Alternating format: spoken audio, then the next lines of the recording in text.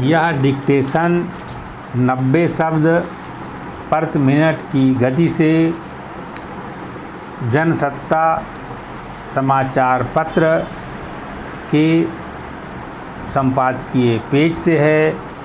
यदि यह आपको अच्छा लगे तो लाइक, सब्सक्राइब और शेयर अवश्य करें। रेडी। दिल्ली सरकार और उपराज्यपाल के बीच तकरार पुरानी है।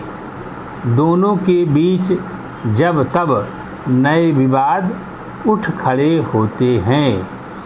पिछले वर्ष दिल्ली नगर निगम यानी MCD के चुनाव में एल्डरमैन यानी विशेषज्ञ सदस्यों को नामित करने के मुद्दे पर खड़ा हुआ विवाद इसी की एक कड़ी था।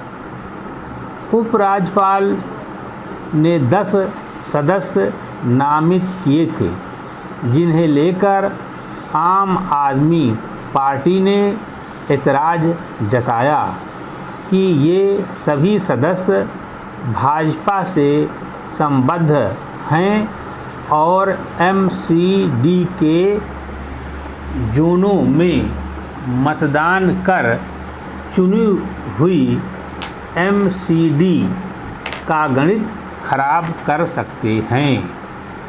मामला सर्वोच्च न्यायालय में पहुंचा था।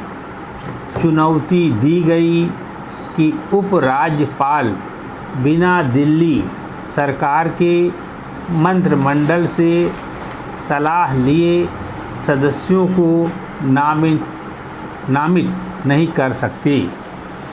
तब अदालत ने नामित सदस्यों को मतदान करने से रोक दिया था, पर यह आशंका जताई थी कि उपराज्यपाल द्वारा नामित सदस्य निर्वाचित MCD को अस्थिर कर सकते हैं।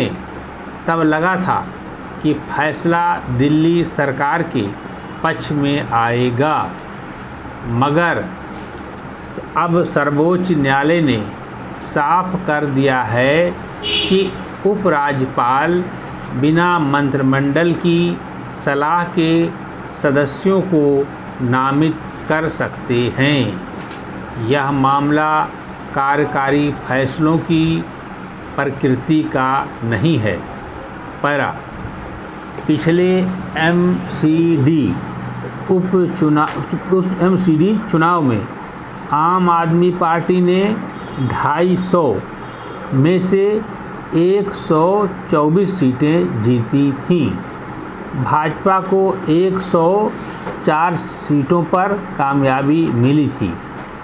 तब उपराज्यपाल ने 10 सदस्यों को नामित कर उन्हें महापौर और उपमहापौर के चुनाव में मतदान करने की इजाज़त दे दी थी। इस तरह गड़बड़ी करके भाजपा के अपना महापौर बनाने की कोशिश की आशंका जताई जाने लगी थी। ऐसा चंडीगढ़ नगर निगम में भाजपा पहले कर चुकी थी। फिर नामित सदस्यों के मताधिकार और उपराज्यपाल द्वारा सदस्यों को नामित करने के अधिकार को लेकर सवाल उठने शुरू हो गए थे।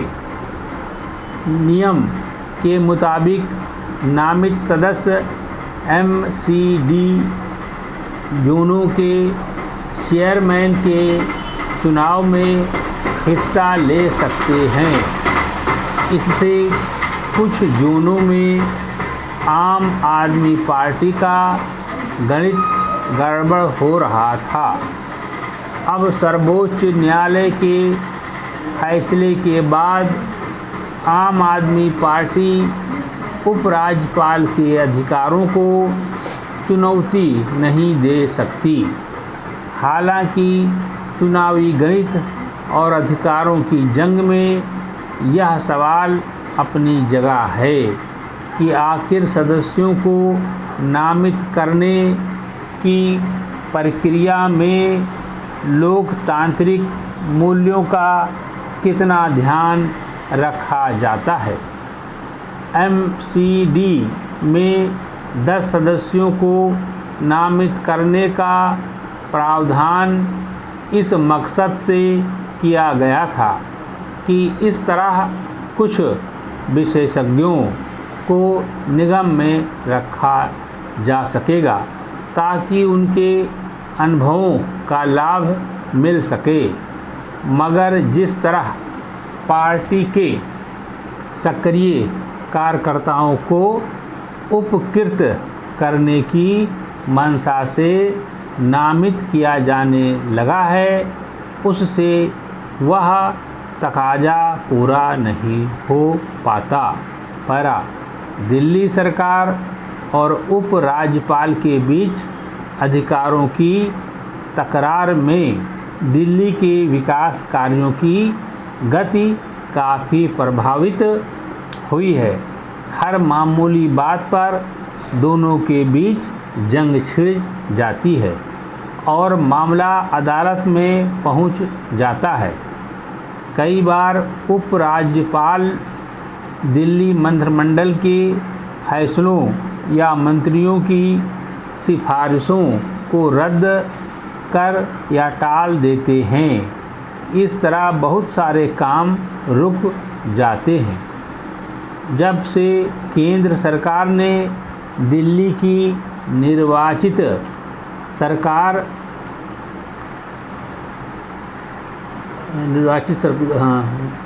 जाती हैं। कई बार उपराज्यपाल दिल्ली मंत्रिमंडल के फैसलों या मंत्रियों की सिफारिशों को रद्द कर या टाल देते हैं। इस तरह बहुत सारे काम रुक जाते हैं। जब से केंद्र सरकार ने दिल्ली की निर्वाचित सरकार के बजाय उपराज्यपाल के अधिकारों को ऊपर रखने का कानून बना दिया है, तब से यह स्पष्ट हो चुका है कि केंद्र सरकार खुद दिल्ली के सरकारी कामकाज में हस्तक्षेप करती है। अब आम लोग इस तनातनी से ऊब चुके हैं और उन्हें बुनियादी समस्याओं के निपटारे की आस है। समाप्त।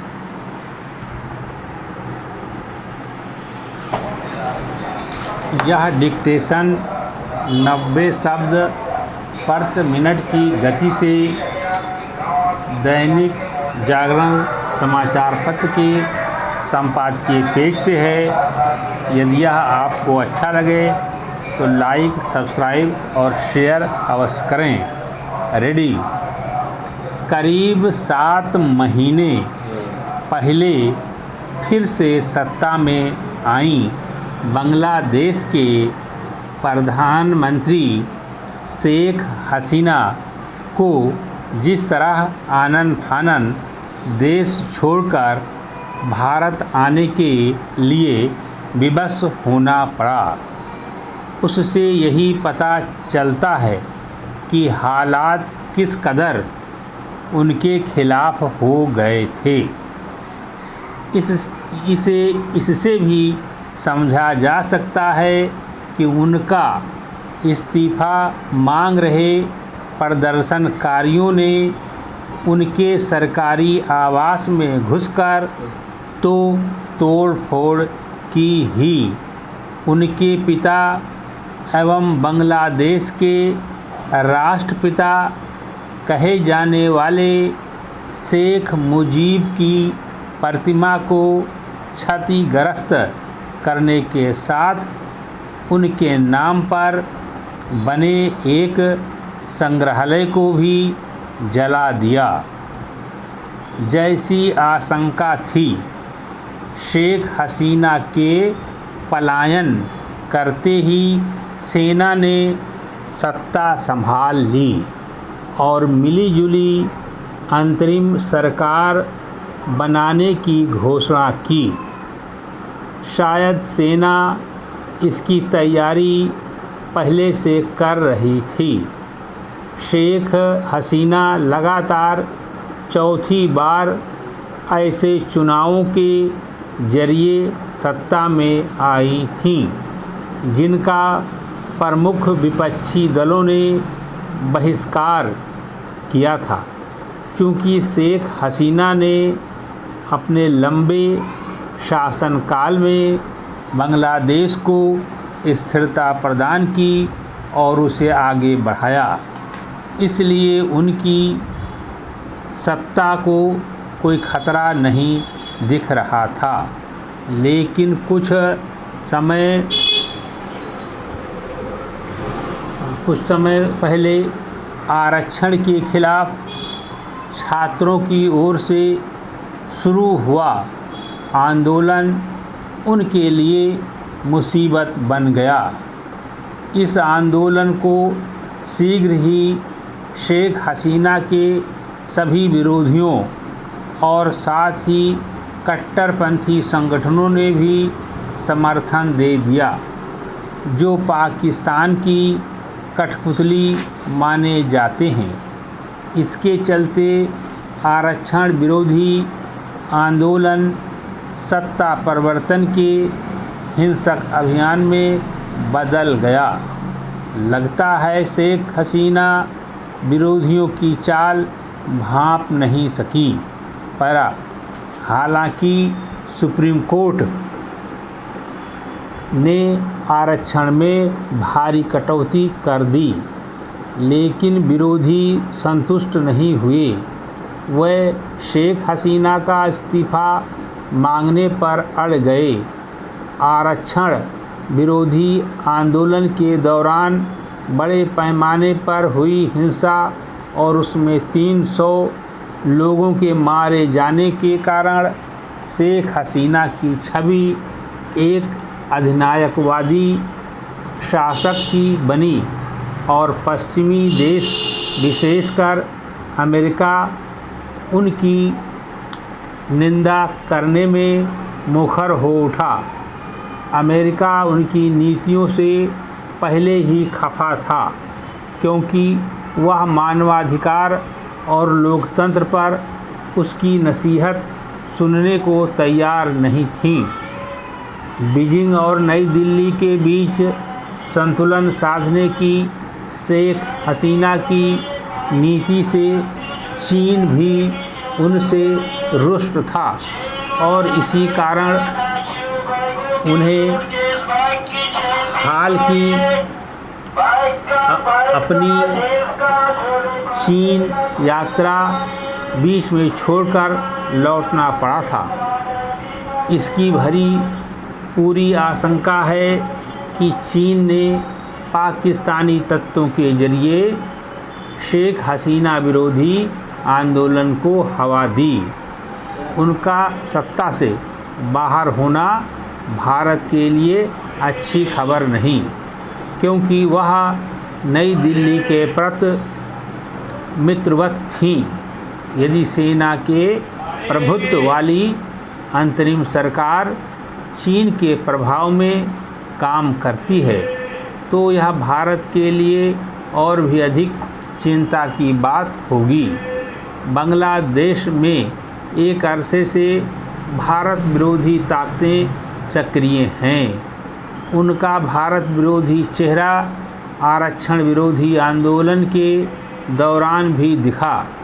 यह ठीक नहीं कि हिंसक प्रदर्शनकारी अभी भी हिंदुओं और उनके मंदिरों के साथ भारतीय प्रस्थानों को निशाना बना रहे हैं। समाप्त।